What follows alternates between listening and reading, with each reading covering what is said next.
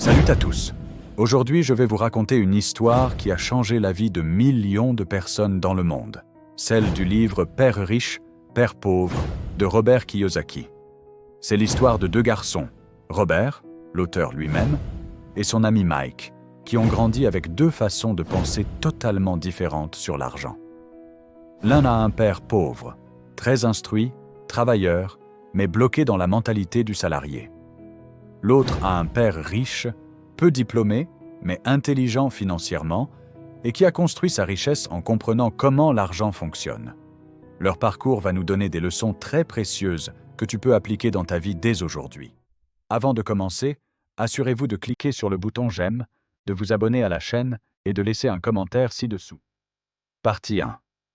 Deux visions opposées. Robert avait deux modèles. Son vrai père, père pauvre, il lui disait « Travaille dur à l'école, trouve un bon emploi, économise et évite les risques. » Le père de son ami Mike, père riche, lui disait « Apprends comment fonctionne l'argent, crée des entreprises, achète des actifs, fais travailler ton argent pour toi. » Exemple concret. Quand Robert demandait à son père pauvre comment devenir riche, il disait « Va à l'école, passe ton diplôme, trouve un travail sûr. » Mais quand il posait la même question au père riche, celui-ci répondait « L'école t'apprend à être employé, pas propriétaire.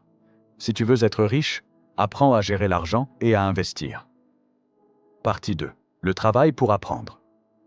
Le père pauvre disait « Trouve un emploi bien payé. » Le père riche disait « Ne travaille pas seulement pour de l'argent, travaille pour apprendre. » Exemple.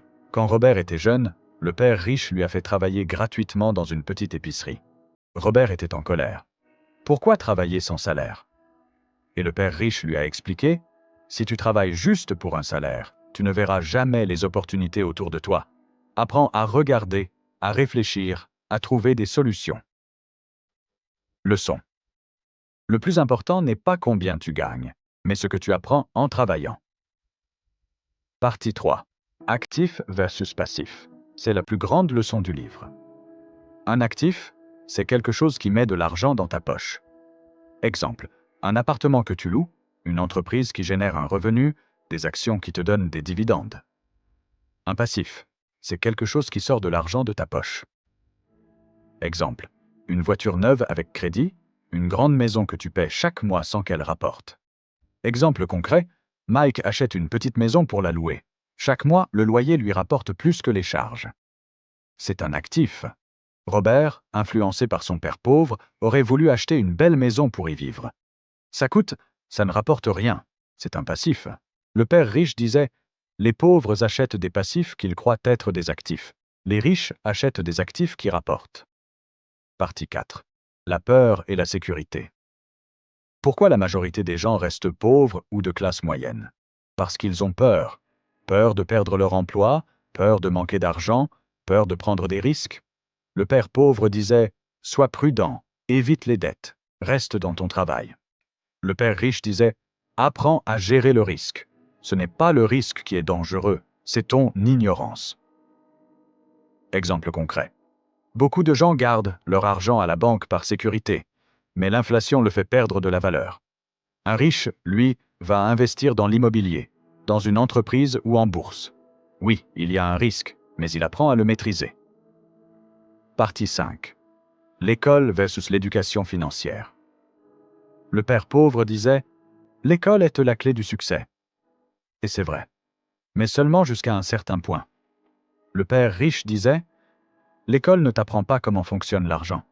Elle t'apprend à travailler pour l'argent, pas à le faire travailler pour toi. » Exemple concret.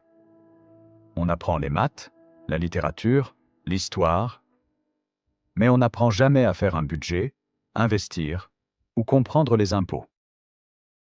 Résultat. Beaucoup de diplômés sont perdus financièrement. Partie 6. L'argent doit travailler pour toi. Les pauvres et la classe moyenne travaillent pour de l'argent. Les riches font travailler l'argent pour eux. Exemple concret, un salarié met 30 ans à épargner pour sa retraite. Un entrepreneur investit dans un immeuble qui, chaque mois, lui rapporte un revenu passif. Après 10 ans, il est déjà libre financièrement. La clé, c'est de bâtir un portefeuille d'actifs.